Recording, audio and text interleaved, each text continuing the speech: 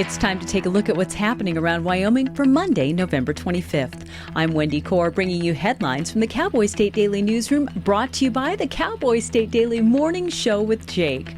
From 6 a.m. to 10 a.m. Monday through Friday, Cowboy State Daily's Jake Nichols takes you deeper into the stories that matter and keeps up with the news, weather, and sports in your part of Wyoming. Just tune into cowboystatedaily.com and join the conversation.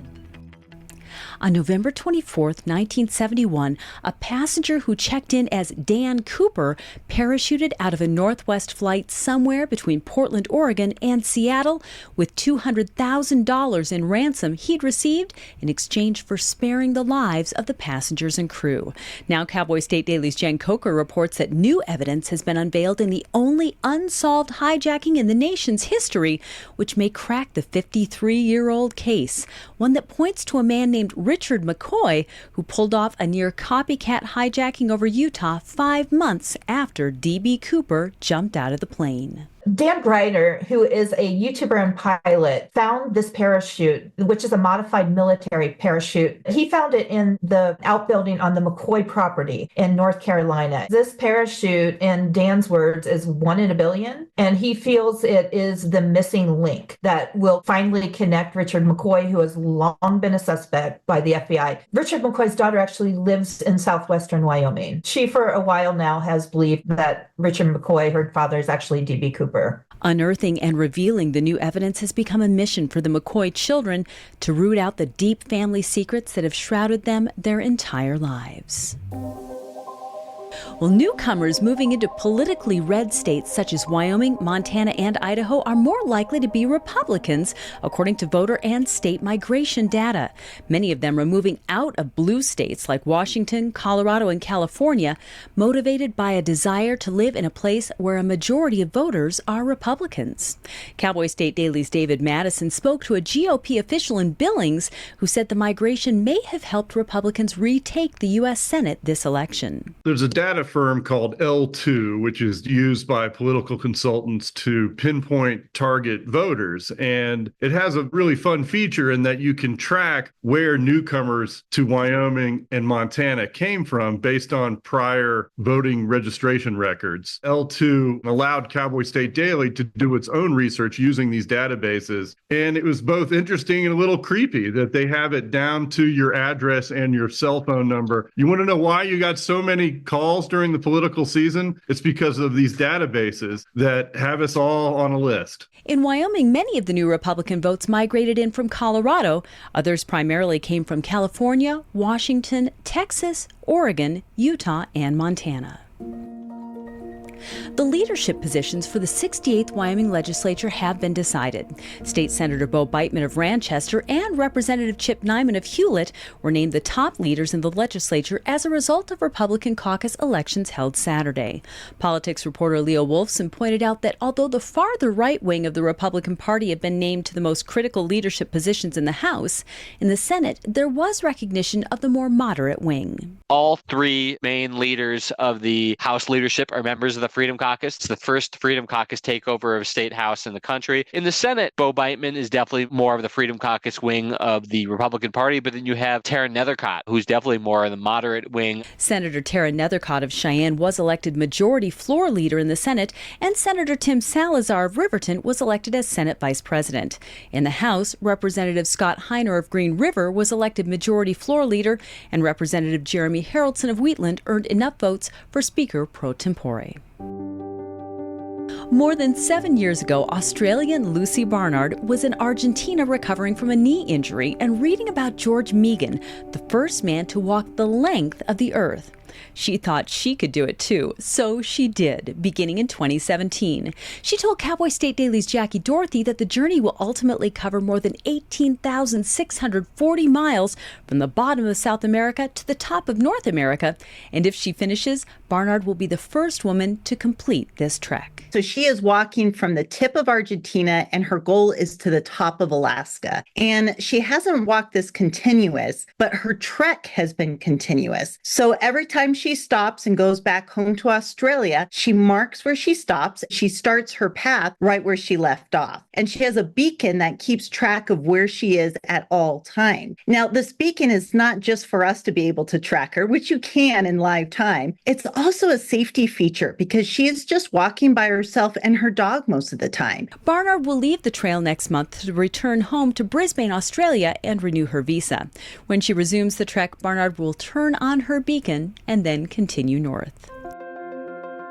And now let's take a look at today's weather with Cowboy State Daily meteorologist Don Day. Well, the front that came through yesterday bringing snow showers to many parts of Wyoming, and certainly what you probably noticed the most, much colder temperatures. Well, those colder temperatures will be with us today. Now, today, if you have travel plans, there won't be a lot going on today. However, by late tonight and the Tuesday morning, we're going to see another storm system move off the west coast, and we're going to start to see snow developing in western Wyoming during the day Tuesday, and that will spread into Idaho, Utah, western Colorado as well. And then overnight Tuesday into Wednesday, Wyoming's western, some areas of the central, northern, and southwest parts of the state will see some developing snowfall, and that will spread east during the day Wednesday. We'll have more on that system and an update for travelers tomorrow. You can get Don's full forecast on the Cowboy State Daily website. I'll be back in just 15 seconds with more news. Open enrollment is here. Discover a range of low-cost plans from Blue Cross Blue Shield of Wyoming. Shop now to find the best option for you. Online, in town, in touch. We're right around the corner. Blue Cross Blue Shield of Wyoming. What's your plan? TerraPower isn't putting all of its eggs in one basket when it comes to securing itself a supply of uranium for the pilot Natrium nuclear power plant it's building in Kemmerer.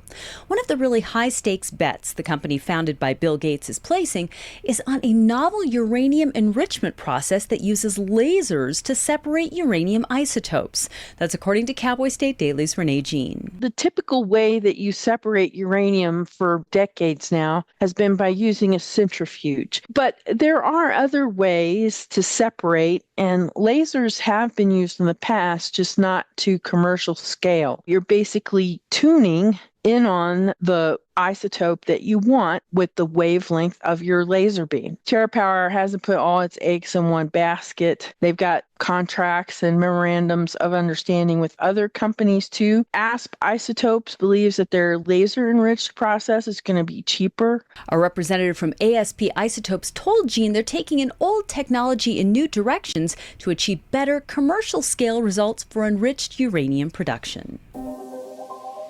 Well, if the Wyoming Supreme Court upholds a recent district court judge's ruling striking down the state's 2 abortion bans as unconstitutional, lawmakers and voters may try to change the state constitution.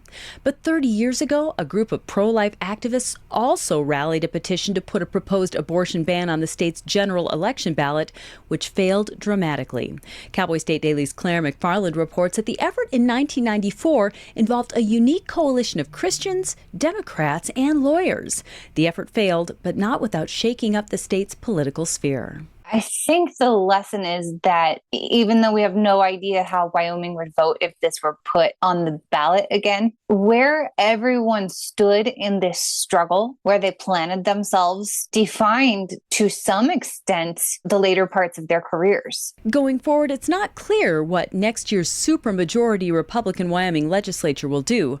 Lawmakers can wait to see how the appeal ends, or they can try to pass narrower abortion restrictions. The other option would be to advance a ballot measure to appear before the voters in the 2026 general election. More than 500 workers in southern Montana recently lost their jobs in the largest mine layoff in that state's history. Cowboy State Daily's David Madison spoke to one worker who thought his job with Sibanye Stillwater Mining Company was one that would last his entire career. But the Stillwater mine, 42 miles outside Columbus, Montana, is downsizing due to the plummeting prices of palladium, which is used primarily in the automobile industry for components like catalytic converters. Terry and Shanna Haney were settling into their dream home in Southwest Billings, ready to raise a family in Montana. Little did they know that forces beyond their control were really going to change their plans. From what my reporting showed, Stillwater Mining believes that Russia has dumped so much palladium onto the market that that's driven down the price. For many of the laid off workers, continuing their careers in mining or using their skills means leaving the state for jobs elsewhere. And it's said that soldiers in combat rely most upon those fighting alongside them. And during World War II, some Polish troops had the privilege of that someone being a 600-pound bear. WTech was a Syrian brown bear, a cousin of Wyoming's grizzlies. Outdoors reporter Mark Hines says WTech was adopted as an orphaned cub by a Polish army unit early in the war and helped move ammunition during pivotal battles, after which he was promoted from private to corporal. They find this tiny orphan cub. They started feeding him condensed milk from vodka bottles to keep him alive and let him grow. And as he grew, he started to like beer and wine. He also liked cigarettes, although he would take a puff or two and then just swallow the cigarette. They officially enlisted him as a soldier and gave him a rank and a serial number and a salary. He helped move ammunition up to the artillery positions under direct fire during the Battle of Monte Cassino. And because of that, he was promoted to corporal. While WTech's story might seem too wild to be true, it really shouldn't come as any surprise that a bear would be smart enough to deliver ammunition and perform other soldiering tasks. Bears in general, and brown bears and grizzlies in particular, are incredibly intelligent. And that's today's news. Get your free digital subscription to Wyoming's only statewide newspaper by hitting the daily newsletter button on cowboystatedaily.com. And you can watch this newscast every day by clicking subscribe on our YouTube channel. And don't forget to drop in on the Cowboy State Daily Morning Show with Jake Nichols, Monday through Friday from 6 to 10 a.m. Thanks for tuning in. I'm Wendy Corr for Cowboy State Daily.